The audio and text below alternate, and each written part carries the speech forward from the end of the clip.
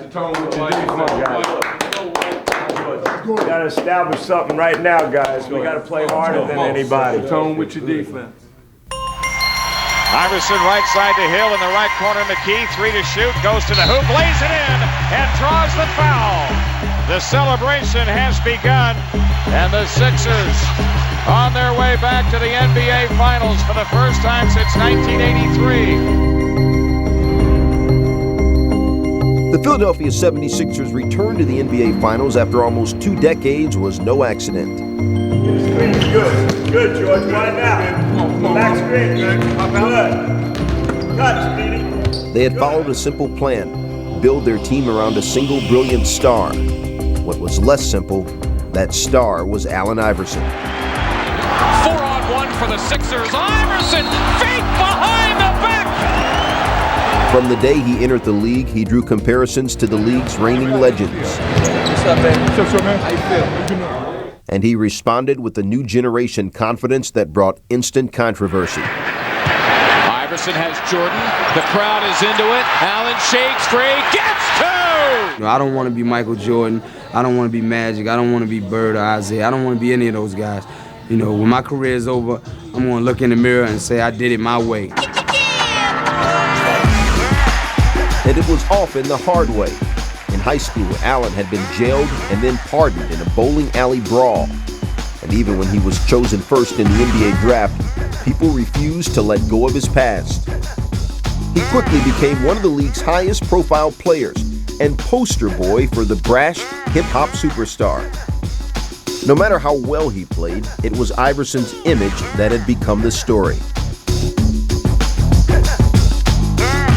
But for Allen, it was simple. He was just being true to himself. I don't wear a suit before and after a game, and I'm not clean cut, and I get knocked for that. So all of a sudden I cut all my hair off and wear suits. Are you gonna love me then? I'm still gonna be the same person. People think because he has cornrows, and might be because he's black and from the hood, that he's bad. I've never run into an athlete who had a bigger chip on his shoulder. Here was a guy who really had a streak of anger about him. I can't stand him either. You can't put us all the same. Like one of my worst enemies, man. Antisocial, uncaring, unfeeling, selfish, all of the things, all of the pejoratives you can think of, probably a lot of people thought applied to Allen Iverson. Despite public pressure to change his image and distance himself from those who had shaped him, Allen stood firm. The one thing that you liked about him was the one thing you were most concerned about with him, was that he was incredibly loyal. And I always thought loyalty was a good quality in people. I always put my family and friends before anything else. That's just the way I am. You know, if I'm wrong and feeling that way, then obviously I'm going to die that way. That's just the way I'm going to be. Let's go. Let's get it on, baby. Let's get it on. Get it done, baby. From the start. 1, 2, 3. Play on. As long as he led his team to victory, Iverson felt that his performance should speak for itself. Iverson all the way for 2! Oh, it's a beautiful thing! But even he couldn't completely keep his lifestyle separate. I didn't come to practice because I was out all night. You know, I hang out all night, all the time. I'm satisfied who I am. You know, if I could start all over, I'd rather be me than anybody else, regardless of how people look at me. Until I'm finished playing basketball, I never cross over. You know, cut my hair, get clean cut, just being fake. I never do that, because I would be lying to myself. In Iverson's first year, the Sixers had won only 22 games. Veteran coach Larry Brown was brought in to point him in the right direction. The combination would be explosive. Brown was known as an intense motivator. He was a stickler for fundamentals in search of basketball perfection. Your man is helping on every play. You got to be a man and catch the ball and make a play. I am searching for perfection. I don't think you have the right to continue to coach if you're not trying to get better, because you have such a responsibility being a coach to help other people. That quest had led Brown on a coast-to-coast basketball odyssey. It truly is a new era. It's a new era because we have an outstanding new coach in Larry Brown. This is an amazing situation. Bedlam reigns here in Kansas City as the Jayhawks beat the Sooners. I thought that I'd be at Kansas for a long time, and never in my wildest dreams did I ever think I'd have an opportunity to come down here and coach. I just hope I'll be around for a long time. And the Los Angeles Clippers are on their way to the playoffs for the first time. I would really like to find a permanent place, and I don't think you could find a better situation than being in Indiana. I'm leaving because I think it's time to move on. If I could change some of my decisions, I would have liked to have been able to stay at one place, but it didn't work out. For almost 30 years, he'd gone from team to team. I don't think we're moving the ball quickly enough. You know, we're kind of aiming it and we're a little tentative. Just play your game. He'd win and move on in his search for basketball perfection. Play harder than them. Harder than them. 1, 2, 3. He's a teacher, and he would just make people do things the right way. And now you get George. You're right back in it. A fundamentalist, a perfectionist, do things over and over and over until you get it. Make your best play. I don't care if we mess up. You won't. All right? He don't want to guard you. All right? He don't want to be on the court with you. He wouldn't take no for an answer.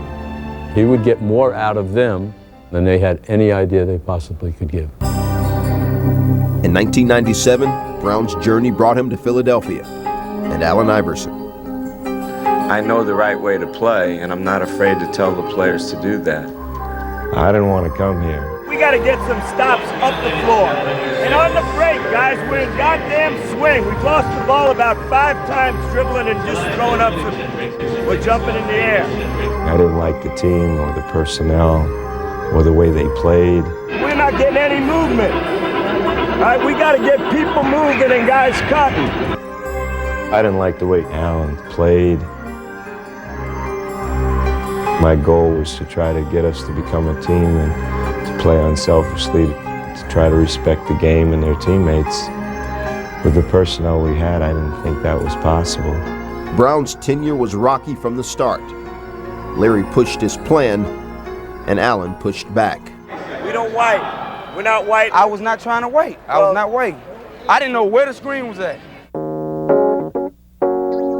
Over the next 3 years, lottery picks Jerry Stackhouse, Tim Thomas, and Larry Hughes were shipped elsewhere. Almost everything had changed, except Brown and Iverson. There were times when he wouldn't practice, wouldn't show up, was constantly late, and it was something that, you know, caused me a lot of anguish. I didn't know how I could deal.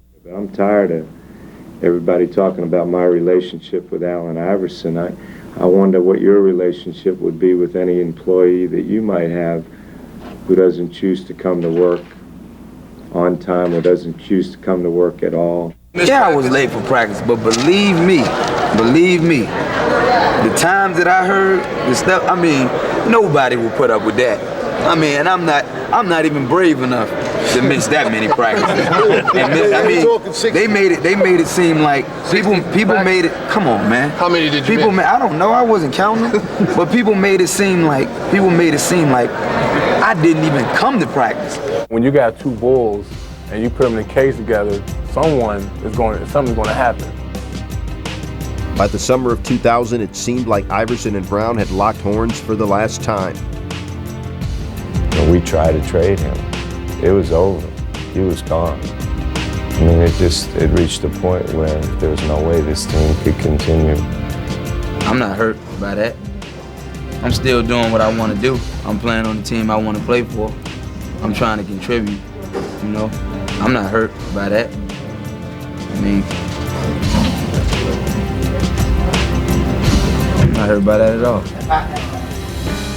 Both men claimed their feelings were not hurt, and both felt one of them had to go.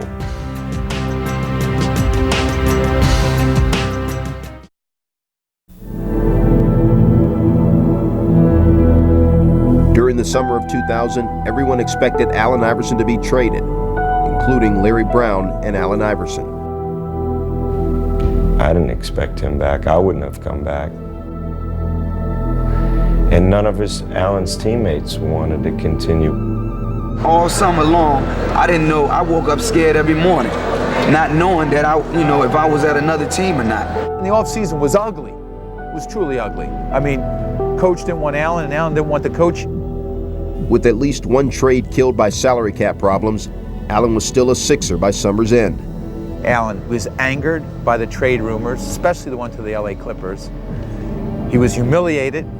But if they had any chance of coexisting, something had to change.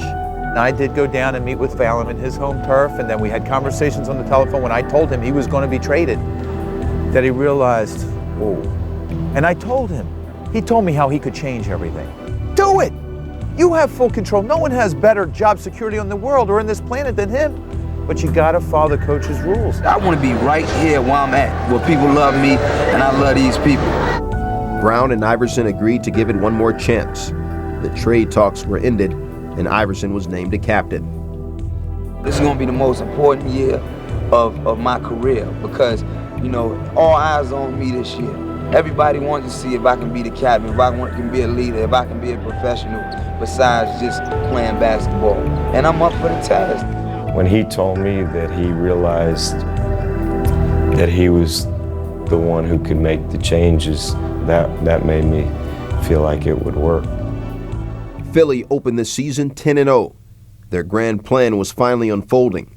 Iverson was phenomenal, and players like Aaron McKee, Eric Snow, Theo Ratliff, and Tyrone Hill filled the supporting roles. With Allen and the way he played, I thought they would be perfect additions to our ball club. They're selfless, they do their job every single night. Their only concern is the team and the team's success. Brown had rescued his role players from obscurity, and they were dedicated to his unselfish concept. And we're right here. I just play. Look, effort's great. Some games happen like this. We just figure a way, guys. Just keep playing. Here's a guy who's taken players off the benches in 4 or 5 different teams and put them in a starting role. Find me another group of 11 players on a 12-man roster who are willing to let the one guy take 30, 35, if necessary, 40 shots. These guys don't mind. On the court, everything seemed perfect as the Sixers ran out to the league's best record. But under the surface, the same old conflicts raged. As early as preseason, a rap song, 40 Bars, from Iverson had already caused controversy. You want to be the captain of this team. You just come out with this rap CD that has offended women, homosexuals, people in the city, people with kids. If you're a hardcore hip-hop fan, then this album is for you. If you don't care about hardcore gangster rap, just don't buy it. I can't control Allen Iverson's outside world. You know I can't. I mean, I've been here 4 years, so is he. So, no, that's he's a man, and he has other wishes, loves, dreams outside being an NBA All-Star and winning an NBA championship, and I can't control that. And the more out of control Iverson seemed, the tighter Brown pulled on the team's reins. And then when he gets off, then you three-quarter. Hey, Matt, come on over here. God damn. Look. On December 15th, it all came to a head after a bad loss to the Mavericks. Brown walked away from the team. He went off on the team after the Dallas game. He went off on the team hard, and he needed some time to resolve some personal issues. We were 18-6, best record in the league, in first place in the East. And he's going to take a hiatus because he wants to reflect on his coaching position after a team meeting where Allen said some candid words and issues were discussed. My words were, Larry, you can't walk away. You've created this team around your likeness. But this time, Croce's persuasiveness wasn't enough. I needed some time off. I was getting close to being burned out, so there was some concern on my part about whether I wanted to continue to do it. Finally, it was up to Brown's own hand-picked role players to try to reach him. veteran players, several players, said, Coach, we would appreciate it if you would back off a little bit. We're doing everything you ask. We're trying as hard as we can. We're having success. Back off a little bit. We had a meeting in Chicago, and we got a lot of things squared away, and I told him, man, this ship is not going to move without him. The turning point for us was Coach Brown gave a little bit, Allen gave a little bit. Hearing from the team finally made a difference. Larry and Allen seemed to reach a meeting of the minds. Before we had differences, it was, just fight each other over. And now we had differences. Let's just work it out and make sure we do the best for this team. Our league is about you guys. By the All-Star break, the Sixers had the conference's best record, giving Brown the honor of coaching the East. And try to kick their ass, but try to do it playing the right way. Iverson was named the All-Star Game's MVP. It was like a love fest. Where my coach? Where my coach? Coach Brown. Is he around? This is a tribute to Coach Brown, my teammates, my family, my friends. The feeling had never been stronger for Brown that the time was now. So when center Theo Ratliff got hurt, he pulled the trigger on a blockbuster deal for Dikembe Mutombo. For 3 straight days, Monday, Tuesday, Wednesday was a trading deadline. I called and met with Larry Brown every day. I said, you sure about this? Is this exactly what you want to do? Why do you want to do this? The window is open. It may never be open like this again. We're going for it now. Why wait? We may never have this chance again. Go for it. Brown quickly fit Mutombo into his system. The Sixers finished with the best record in the Eastern Conference. Fatefully, the team they would face in the first round of the playoffs was the Pacers. From 1993 to 97, Larry Brown had coached Indiana and was unable to guide them to the finals. Sometimes being a coach is like being a second lieutenant in a combat zone. And eventually you're going to get shot. I didn't accomplish what I was hired to do. In the 3 seasons after he left, he watched them eliminate the Sixers from the playoffs twice and go to the finals without him. Larry Brown said it was a tough series for him. With the Pacers, Brown had been accused of stifling his players. I was demanding too much at that time. I knew we weren't going to win, and I was unrealistic. So they did tune me out. It was a claim he had confronted again in Philadelphia. When the stakes rose, Brown squeezed harder. And as the Sixers prepared to open the playoffs against the Pacers, his intensity was rising. Indiana, there was a hunger there that I hadn't really ever seen before, just to beat them. We had to win in Indiana. We had to beat Indiana. We had this big yellow monkey on our back.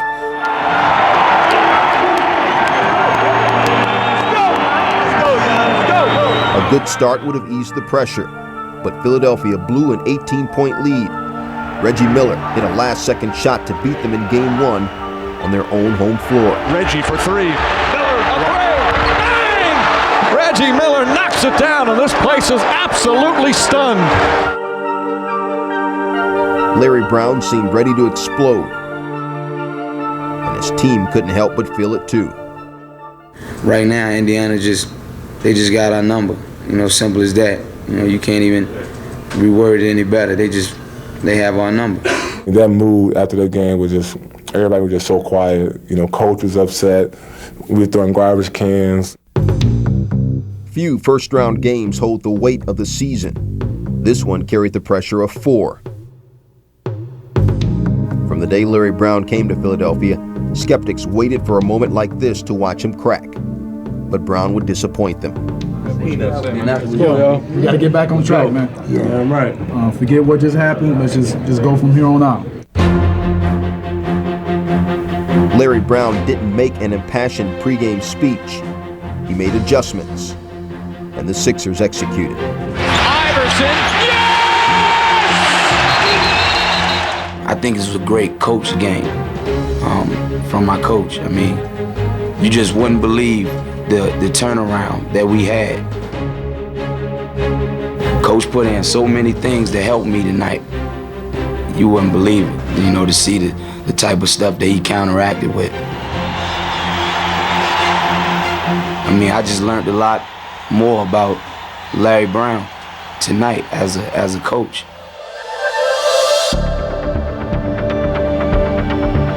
The rest of the series might as well have been an epilogue. For all the pledges of respect he and Allen had made to each other, this series spoke louder than words. He kept telling us over and over, you know, over and over, think about winning, think about winning. And, you know, obviously, that was the only thing on our mind. I think it was important because I think it kind of closed another chapter in his book.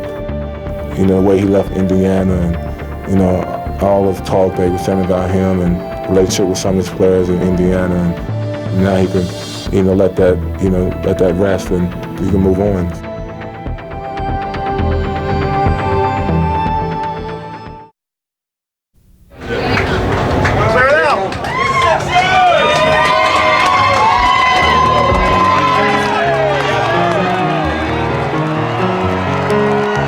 The next team the 76ers faced was Vince Carter's Toronto Raptors. This was also significant. Iverson's most memorable moment early in his career was schooling Michael Jordan. Vince was hailed as MJ's second coming. From Jordan's own University of North Carolina, he was the clean-cut, crowd-pleasing mainstream superstar that Iverson would never be. NBA reading mark. The dramatic setup was perfect. I love you with so much heart. I'm gonna pass it on to you, baby. It's gonna be wrong, right? From the start, the series would become a duel between Carter and Iverson. Iverson for three. Down it goes! And predictably, Iverson was cast as the villain. Vince Carter says, if the little guy can do it, hey, I can do it. Wow. That's all I can say. Carter again for three. Man, holy cow! He can't miss. This is unbelievable. It really is. He was taking you to town and you guys couldn't stop him. You're right. You saw the game just like everybody else. You're right. I mean, ask the question. You saw that. I saw that. Is there a way to stop him from that? No, man. If there was, we would have did it.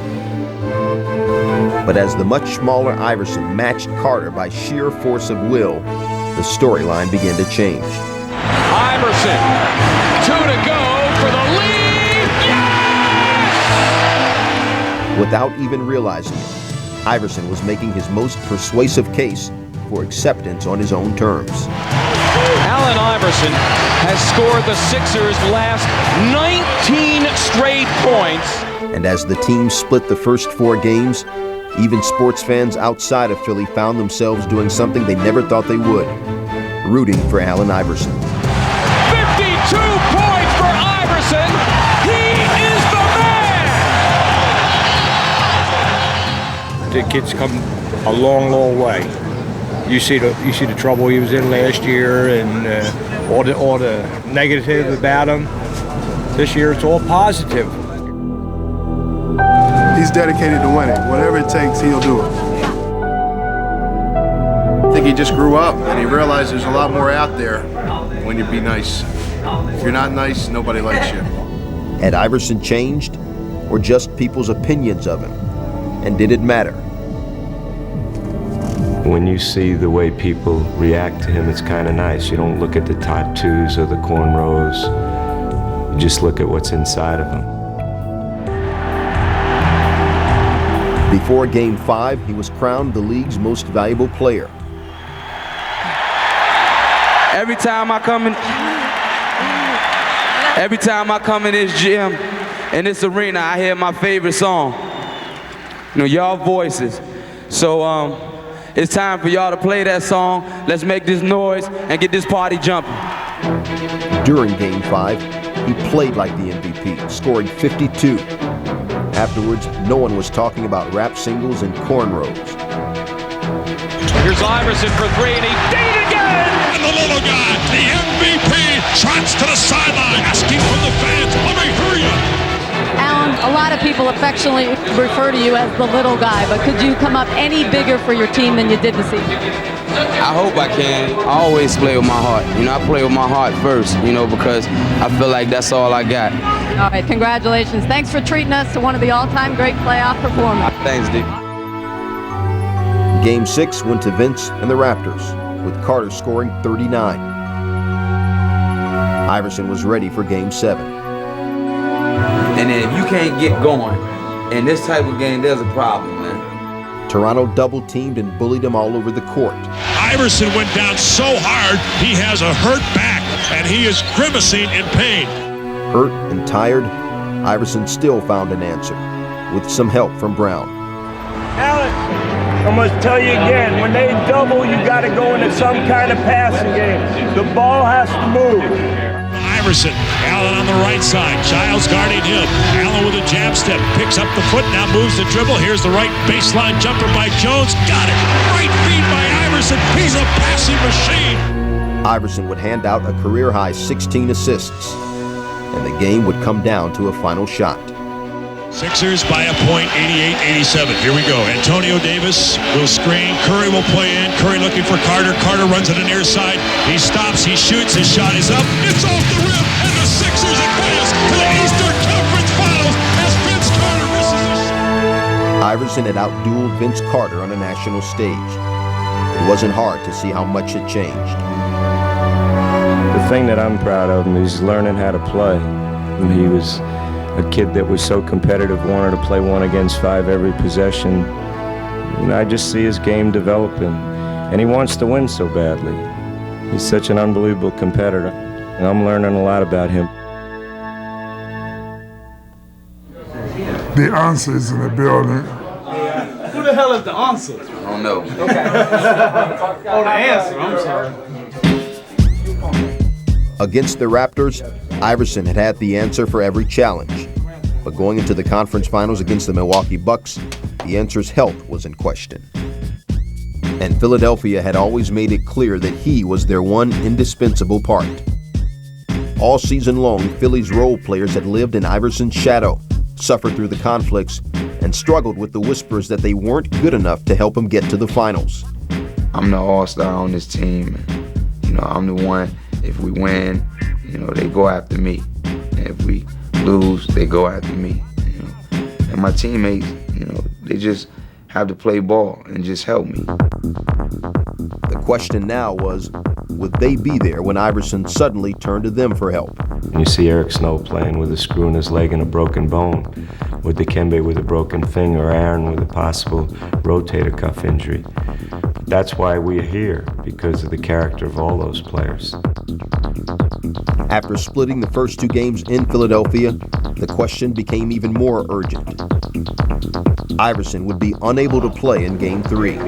It's sore as hell. Yeah, but only, see, I started cramping up real bad. You know, this team has been through a lot, so, you know, this is nothing. All we know how to do is just go out and play hard. Without Iverson, the Sixers were treated like a lottery team as everyone expected the Bucks to beat them easily in Game 3. Instead, they almost pulled off the upset and delivered a message not lost on anyone. I've never been around anything like this. I'm just proud of just being on this team, man. It just makes me feel good about competing in the next game. With Iverson back, the Sixers beat the Bucks in 7, thanks to key contributions from the role players. Snow with 6 to shoot. Takes the outside jumper from the left and goal. My goodness! Tim, how about that with Eric Snow? Not Allen Iverson, Eric Snow! I was looking at his x-rays today and was just sitting there just shaking my head, knowing he got a screw in his foot already. And I was just saying to myself, I'm just glad to be a part of something like this, man. That's special to have teammates like that. Hey, yo, man. Y'all boys ain't no joke, man. I love y'all, man. I love y'all. Hey, yo, that's a team, man. That's a team right there, baby. Woo! The Sixers were going to the finals for the first time in 18 years. And for Larry Brown, it meant even more. This coach's first time, man. Let's make it a good one, baby. Let's make it a good one, man. 1, 2, 3. Play hard!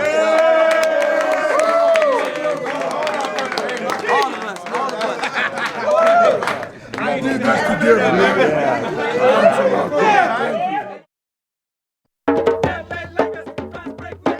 The defending champion Los Angeles Lakers had gone undefeated in the playoffs. For them, the finals were a party being thrown in their own house.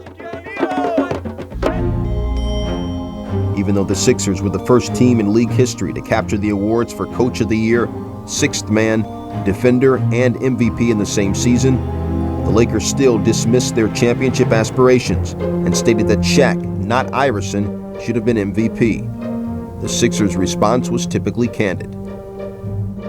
In spite of what Phil Jackson may think, Shaq would be no more valuable to this team, than this little kid. And he has to overcome so much. I think statements like that in defense of his player, who I think is phenomenal, really tick me off. But when you win all those championships, you can say what the hell you want, I guess. Go, finish him up. I'm not a hater, but the cake will say the blocking my dough. Let's get serious, get focused, execute. Let's get dirty. Let's get dirty. The Sixers' biggest advantage was their toughness. But as Game 1 began, the Lakers simply overpowered them. Down by 13 before the game had barely begun, the Sixers were fighting uphill again. Here's Fox down to Florida. O'Neal. Shaquille O'Neal with a right-hand jam. The Lakers are on a roll again, folks. Look, hey, it's like showtime for them guys, and we got to understand, we got to meet their energy. All right, we got no movement. We're not putting bodies on guys. We're too soft, all right? So we got to pick up with 5 men. Brown and the Sixers made adjustment after adjustment in perfect tandem. Hey, guys, this is a long-ass game. We got to get all second shots. We got to get all loose balls. We got to match their energy. Come on. Calm down, guys. All is on them. They're supposed to win. We ain't even supposed to be here. Iverson on the move against Fisher to the lane, around O'Neal. Right-hand scoop is good. We got to pressure their ass up the floor. Allen, on this shot, get your hands on the ball. These two guys will run their ass off, right? We got to do it with defense. Steal by Iverson. Back on Bryant. Easy layup.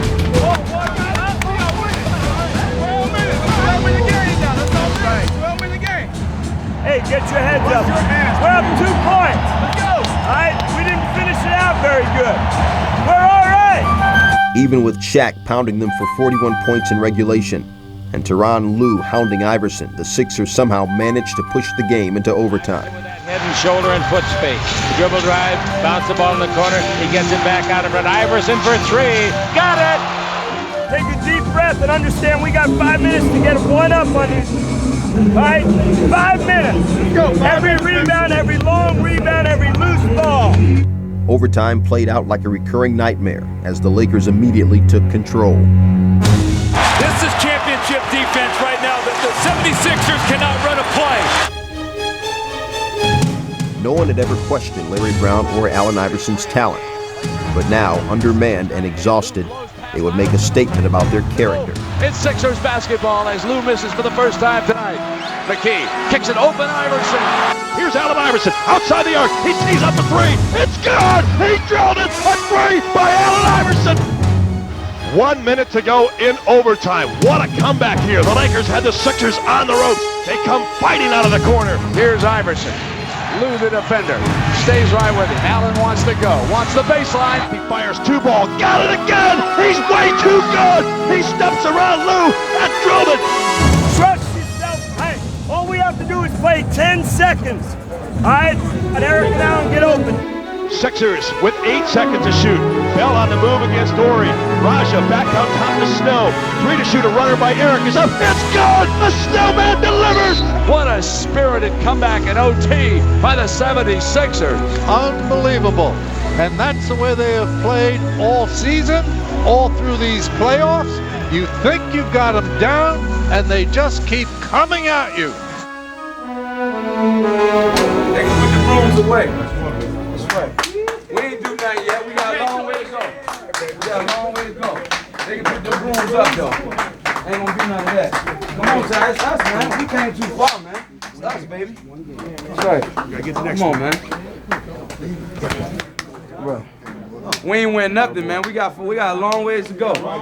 Keep working, man. We ain't do nothing. How you like LA? Love LA, man. That's where the stars at. That's where the stars are born. I heard that, but they're born in Virginia too. The Sixers barely had time to enjoy their victory in Game 1 when they got the sobering news that Aaron McKie had broken his ankle. Still, for Philly, this was as good as it got. Yeah, when I met you, he was like 17, man, young boy, shy. Now he's 26 years old, NBA MVP, big man on campus. Hey, we're gonna just loosen up a little bit and kind of figure out some things in the half court and then do some shooting. If you can't do anything, just get rest. The fact that Aaron McKie's trying to play and Eric Snow's playing and George Lynch is running just tells you a little bit about what this team's about. I got the chance to throw back. I'm screening. Am I screening right there? Like you can screen or come off, either way. Because it opened everything up if I said that on back screen. Right, I'm 26 years old today, and I felt like, you know, I've done a lot of growing, just learning from my mistakes to trying to get better. Dear Alan, happy birthday to you. Thank you. Make a wish. Look, let's have a nice flight home by kicking somebody's ass. As long as we play hard, play this game like it's our last, we can look each other in the mirror, man. Hey, they're down. Their confidence is down. Let's keep them down. Great opportunity. The Sixers' good feeling carried them for a little less than a half in Game 2. Here's Iverson down the middle of the lane. He shakes by Fisher. Scoop layup. Yes! What a play by Iverson. A whirling dervish. By halftime, the Lakers were up 49-47. And in the fourth quarter, LA went up by as many as 12.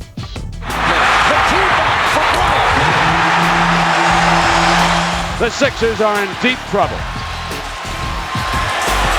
Now, I'm not going to see everything, all right? They have we're going to time. I'm telling you, if I see something's a foul, I'm going to blow the whistle, all right? I'm just trying to say, stay into your game, I'll stay into mine, let's go. Hey, guys, I don't know what the hell's going to happen this game, but we got a series, all right? We got to figure out how to play better. A last desperate charge cut the lead to 2. Behind the back move, backs up, 18-footer up and good. What a sweet shot by Allen Iverson. And this a team that just refuses to go away. But in the end, the Lakers had the victory. Back outside and Fisher's three. And the Sixers were left only with their bravado. Look at Iverson and Kobe talking to each other right now. I'm telling him we're going to win it, and he's saying they're going to win it. Everything's been kind of easy for those guys. They've been beating up on everybody, and we put them in a war. Nobody going to just walk over top of us. Won't happen. As the series shifted to Philadelphia, the Sixers ready to face the defining test of their season. All their plans had pointed to this moment, and the entire city seemed to resonate with their hopes. If the Sixers' dreams were to come true, Game 3 in Philadelphia was the time. I see a parade and it's in bright living color, starting up in North Philadelphia and then coming around City Hall down into South Philly with floats and motorcycle cops and Ann Iverson in a float. 5 million people, 20 deep. I really see it, I feel it. It's got to happen. In the name of the Father, the Son, and the Holy Ghost.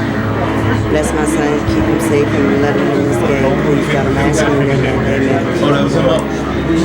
You want to get hit up? Douse. Double dose. A win here would keep them in the series. A loss would be crushing. A lot of people didn't even think we would be here, but it's about heart.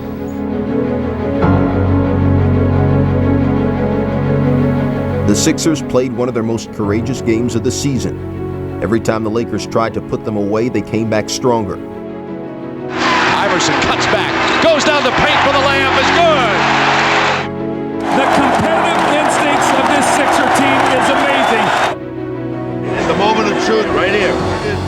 In the end, it came down to a single possession. Down by one with just under a minute to go and Shaq having fouled out, all they had to do was stop the Lakers and take the lead. Late in the clock, no gambling. And if you can't grab a rebound, tip it. Hey, let's execute right, all right? Don't bail their ass out. But ultimately, LA simply had too many weapons. The open man. He'll kick it to Horry. Horry will take it. Up for you. Robert Horry in the face of Philadelphia. And the Los Angeles Lakers go up 2 victories to 1. Making it even worse, suddenly there were reports that Larry Brown was planning on leaving the team at the end of the season. Are you planning to leave coaching after this series is over? Well, I appreciate you asking me that. Because I've had some health problems, because I've gone 2 years without a break. So let me get through this year, and then we'll see what happens.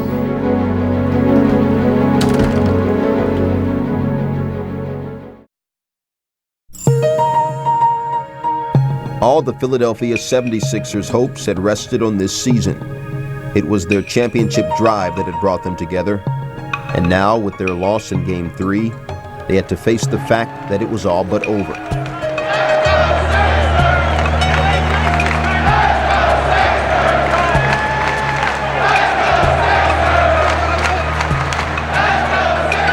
This team has overcome more than any team I've ever been involved with. But it all starts with the little kid. We are different in a lot of ways, but I think we're the same far as wanting to win. Philly wouldn't win another game, and the Lakers would take the series in 5. But instead of tearing the Sixers apart, it seemed to bring them closer together. He's tried this year every game to do what I've asked. Has probably been the most satisfying thing about this whole process.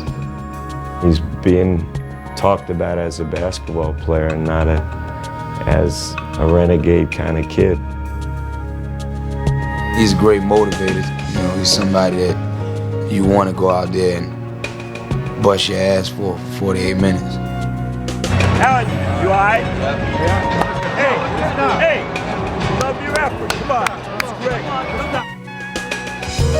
Sixers starting to feel their season slipping away. It took a lot for him, you know, to try to understand me as a person, and for myself to try to understand him as a person. I think it's the greatest joy in sports because I didn't know him well enough, or take the time maybe to really know what he's about.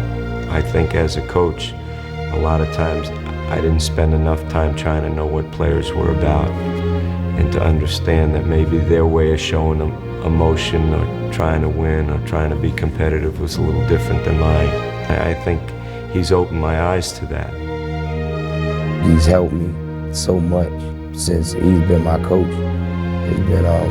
It's been amazing. I mean, a lot of the success that I've been having is a tribute to him. Lakers are up on the bench. They can all smell it now. They know all they got to do is just hang on.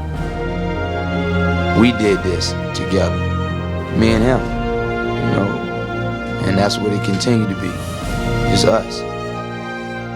I'm not saying that, you know, we're not gonna have any more bumps in the road, everything's gonna be peaches and cream, but, you know, I feel like our relationship has gotten so much better that any little bump in the road is not gonna, you know, stop our car from moving. And there it is, they have put him away. You can start the party out in Los Angeles. This baby's headed for the history books. I'm thrilled with his growth and what he's been able to accomplish, but I still think it can get better. You said you might need some time off. What did you mean by that? Oh, I don't want to talk about that now, David. Let's talk about how proud I am of my team.